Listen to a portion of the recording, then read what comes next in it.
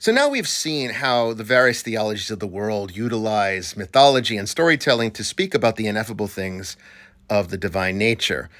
That is so far beyond our understanding because it exists at a level that's outside our range of awareness.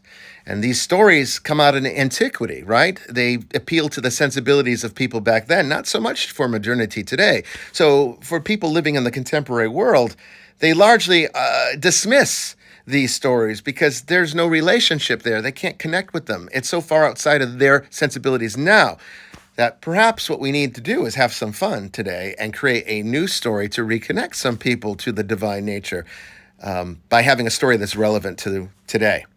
So let's have some fun. Let's say you're God and you are about to create a closed system that we call the cosmos because you can, right? Why does a computer programmer create a program? Because he can.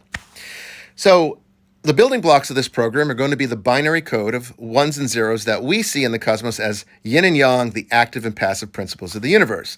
And in order to maintain the interplay of those two principles, you need to have an algorithm that holds it together so that the will of the programmer is maintained to keep the cohesion of the creation itself.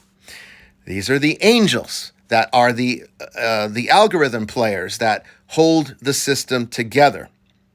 But in order to truly interact with this closed system, because you as the creator will never live within it, you're always going to be outside of it, just as a programmer can't live inside his program, has to be outside of it. You create avatars, players, you populate it with these characters so that you can interact with the program and live out the story that it plays. But it wouldn't be interesting if you just created a story that is pre-established. You have to make it random, and you have to add various elements to it so that it sort of self-generates its story. You think that way nobody knows the true outcome of it. And so therefore you provide the opportunity for free will so that your characters can choose to either follow the algorithms or defy them. What happens when you introduce Yetzer Hara?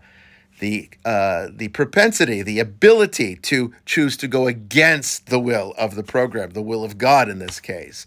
Well, the result is that those particular algorithms are going to fall. Yetzer Hara creates a corruption within the program, and the fallen algorithms are what we would see in the story from our vantage point as fallen angels, as demons.